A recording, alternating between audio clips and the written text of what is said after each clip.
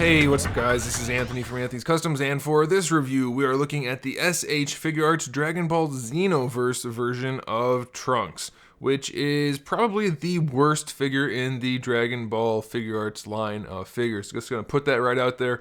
I know all you Trunks fans are gonna get mad at me for saying that, but why do these figures keep falling off the stand? It's almost as if to say, we don't care about Xenoverse, don't make figures of that line, or we're going to keep falling off the stand. So yeah, it's not a very good figure, but it does do some things well, so let's go ahead and get it off the stand again and take a closer look. This guy stands just about 5 3/4 inches tall, which makes him just about 15 centimeters, a little bit shy of that, like 14 and a half, I guess, pretty close. Let's look at the accessories.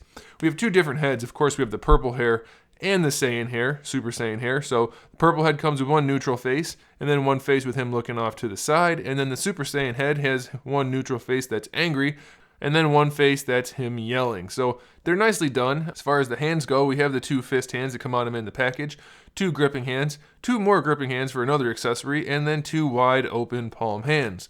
So since he has gripping hands, you're probably wondering what he has to grip. Well, he has whatever this thing is. It looks like a scroll. I'm guessing it's the scroll that chronicles history. Is that like something to do with the fact that he has to go back in time in the game? I don't know, but it's nicely done, so it's a cool enough accessory. And then we have his sword and his half sword with scabbard that can go on his back. The sword is nicely done. It's shiny enough with the clean paint job, so that's good. And then the hilt of the sword that pegs into the scabbard is nicely done, and it kind of snaps in.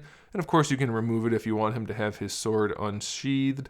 And then the scabbard is nicely done. And the strap does go around fairly well and pegs around the scabbard, and then the scabbard pegs into the back. Much better than previous Trunks figures. I don't think people are going to break this one as easily, but it still is breakable, so be pretty careful.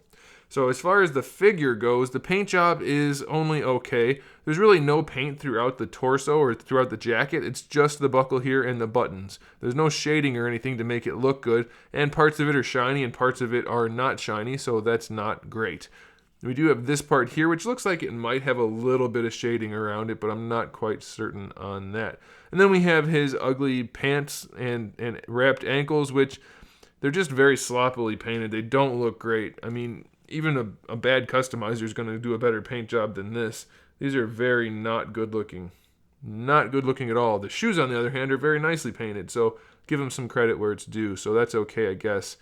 As far as articulation goes, it's fairly standard for the most part from the waist up anyway. We have our ball hinge at the top of the head, which lets it move around. Then he has a ball peg in his bottom of his neck to let that move around. And since his head is so exceedingly high on his neck, and his neck is really, really long, you can move the head around no problem. Gonna look goofy no matter what you do, but you can move it around pretty well. Now we have these really ugly shoulders with these pieces that don't really move. I'm guessing they're supposed to, maybe, but they don't want to move at all. So we just have a ball peg that sits in there and barely moves around, and then our ball hinge, which, I mean, it does work. Like, that part of the joint works just fine, but this part right here, why is it a separate piece if it doesn't move? It's just ugly. It looks like Sasuke, for the first release of Sasuke from Naruto. And that was a lousy, terrible figure. And this one's taking some cues from it. I don't know what's up with that. You have your bicep swivel up here in the shoulder if you want it, or you have one down here that's actually a cut joint in the bicep. So that's fine. It works no problem.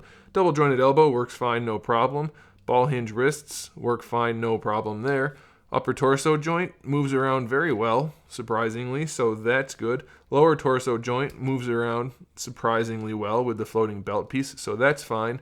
His multi-piece coat, so there's two in the front, one in the back. It's all very stiff plastic, barely moves at all. Gonna totally limit your posability of your legs. And they didn't sculpt anything in there. It's just a big hinge. So it's a hinge ball peg on either side, so you can drop the legs down if you want to, but it won't do any good because you still can't really pose them.